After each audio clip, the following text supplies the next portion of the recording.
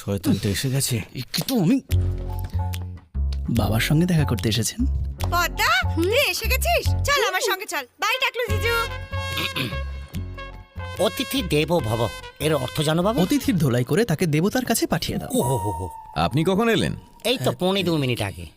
গণেশকে healthy হওয়ার tips দিচ্ছিলাম আমি। কিন্তু কেন? ওর ঘরের থেকে মদের দুর্গন্ধ আমার বাড়ি অবধি পৌঁছে গেছিল। কাল রাতে তো আমার বাড়ির সামনে বমিও করেছে। খুব উন্নতি করছে। ও আমার হাতেই মরবে, ওকে আমি মদে চুবিয়ে মারবো। মানুষ রিল্যাক্স করতে আর এনজয় করতে মদ খায়, নিজের কর্তব্য মনে করে মদ খেও না কখনো। কেউ ওর মুখে তালা লাগাও। এমন উচ্ছনে যাওয়া ছেলেদের একটাই উপায় আছে, সিম্পল। ওর বিয়ে কেন দিচ্ছেন না? ওকে কে বিয়ে করবে? ওটা আমার উপর ছেড়ে দিন। আলকাট্রার থেকেও কালো, মাধ্যমিক ফেল, এক পা পেছাটির খোঁড়া, 2 বার বাড়ি থেকে পালিয়ে গেছিল।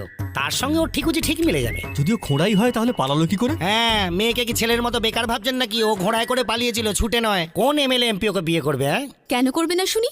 দেখো সোজা অ্যাসেম্বলি থেকে